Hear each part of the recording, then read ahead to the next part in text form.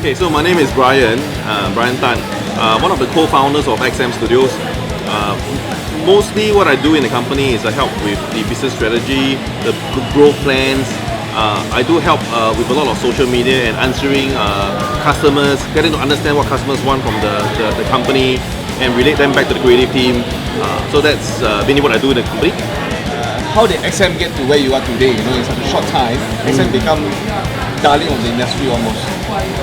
Yeah, I mean, flattered you say we're a darling industry. We hope to be.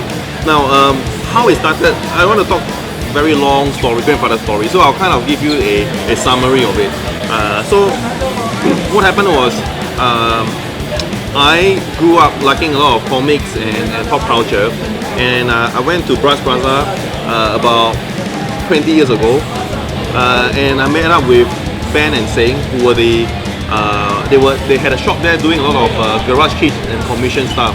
So I wanted to be a student to learn stuff, and I gave up halfway because it was just too hard to do. A lot of skill is required. But after being friends for a long time, and so they've actually been doing it for about 20 years, you know. And I realized that they got a lot of great talent and skills. They were doing projects for Universal Studios. They were doing all the outdoor statues and everything. And you know, we came with an idea and said, why don't we do licensed pop culture products and you know, do everything, design in-house and do everything.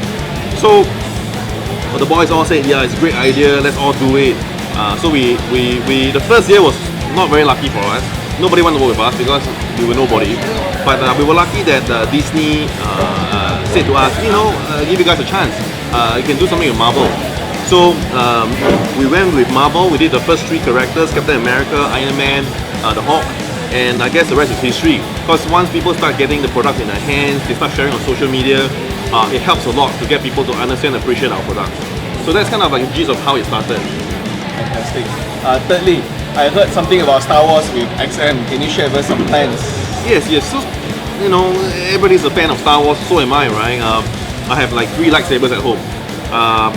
So Star Wars is you know, just as a disclaimer, it's actually a very secretive license.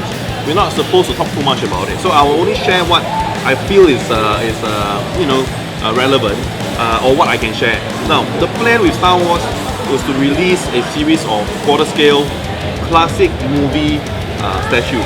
When I say classic, I'm talking about the first 6 movies, which is the first 6 movies, not the Rogue One or The Force Awakens, so the original 6 movies. This means we can do characters like Darth Vader, Luke Skywalker, Boba Fett, which is already out on the market, Darth Maul, Yoda. So these are the classic characters we can work on. So the plan is to work on this line of characters.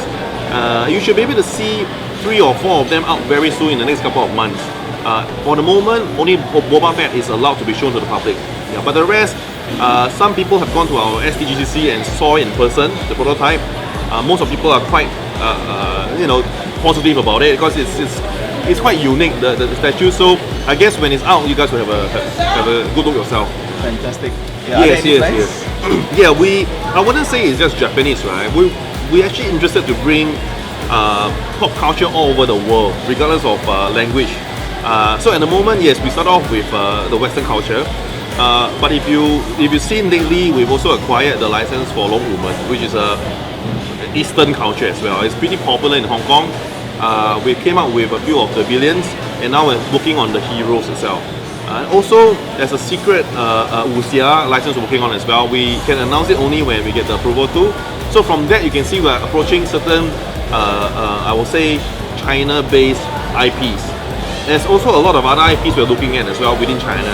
Now in Japan, we've got our first anime license, which is One Punch Man. Of course, it's like a sudden popular character. Saitama. But yeah, Saitama is the best, right? And we love the other stuff like Dragon Ball, One Piece. So I would say we're really keen to do that. And we'll see where it takes us. But at the moment, yes, if you're asking me, are we thinking of the direction? Yes, we are. Okay. Official distributor, we're trying very hard to convince and woo and seduce Mickey from Big Bang Toys, who's standing right there. So yeah, I mean, that's the reason we came now as well. We wanted to meet Mickey, go to his shop, make sure we're working with someone who's reputable, that's decent, someone we can trust. We'll give him a lot of support to try to make sure that we grow the business together with him. So at the moment, right, I wouldn't say it's confirmed because I guess Mickey and XM have to review and work together. It's like a honeymoon, right? So we're kind of like a blind date at the moment. Okay. We think very highly of Mickey, and I think it is probably going to work out.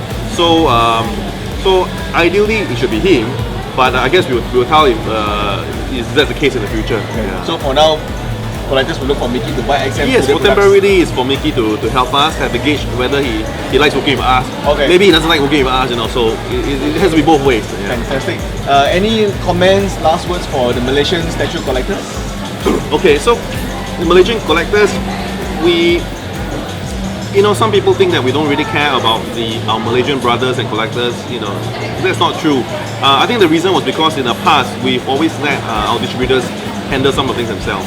But you can see that starting from 2017 next year, we're going to be quite, active in the Malaysian community. We're thinking of holding our own mini toy convention, setting up a retail store, working closely with Mickey to bring more pop culture awareness to the Malaysian community. We have a lot of special things in plan for the Malaysians as well, including possibly a exclusive just for Malaysians. Awesome. So only you guys can get it. So this is just some of the plans we have at the moment. So this is the first night we are here, and hopefully many more nights to come. Alright, thank you.